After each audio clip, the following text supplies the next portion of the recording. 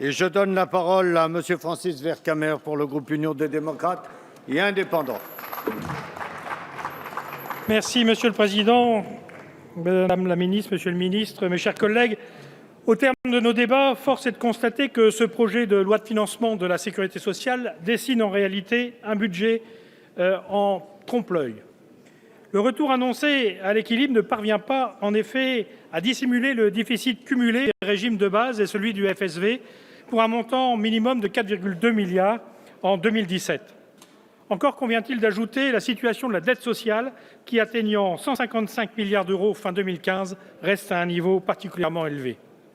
Il n'est donc pas étonnant que 84% des Français interrogés il y a quelques jours ne croyaient pas dans le retour à l'équilibre des comptes de la sécurité sociale.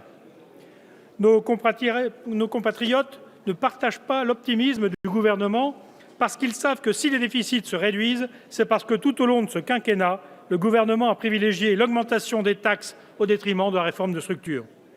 C'est ainsi que l'équilibre de la branche famille ne sera obtenu, s'il se réalise en 2017, qu'au prix des efforts des familles après le relèvement du plafond du quotient familial ou la fin de l'universalité des allocations familiales.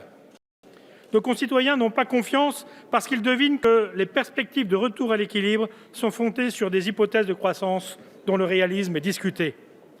La révision à la baisse de la croissance pour 2016, admise à demi-mot il y a quelques jours par le ministre des Finances, augure mal de la prévision de croissance de 1,5% pour 2017.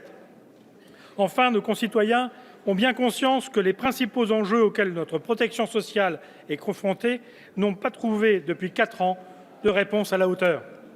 Ainsi, vous n'avez pas apporté de réponse de long terme pour garantir l'équilibre de nos régimes de retraite obtenu en grande partie grâce à la réforme adoptée en 2010. De plus, vous n'avez pas réformé la structure même du financement de notre protection sociale qui repose beaucoup trop sur le travail, ce qui en alourdit le coût et pose évidemment un problème majeur de compétitivité à nos entreprises. Par ailleurs, vous n'avez pas su impulser une politique familiale suffisamment innovante pour sécuriser les familles de la classe moyenne et renforcer la solidarité entre les générations. Enfin, notre système de santé reste à l'écart des réformes structurelles, comme en témoigne le déficit persistant de la branche maladie prévu en 2017. Le groupe UDI reste ainsi en attente d'une réforme de l'organisation hospitalière qui mette en valeur la capacité des établissements à engager des coopérations pour mieux assurer la qualité, la sécurité et la pertinence des soins. Pour nous, une réforme de l'hôpital doit encore mieux prendre en compte les besoins de santé identifiés dans les territoires et améliorer les conditions d'accès aux soins des populations des zones isolées.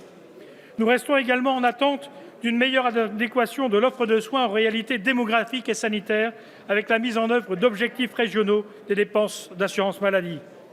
Par ailleurs, la persistance des déserts médicaux, dont les effets s'étendent aussi aux autres professions de santé, telles que les pharmaciens et les auxiliaires médicaux, reste une source d'inquiétude de plus en plus grande dans les territoires ruraux ou urbains défavorisés.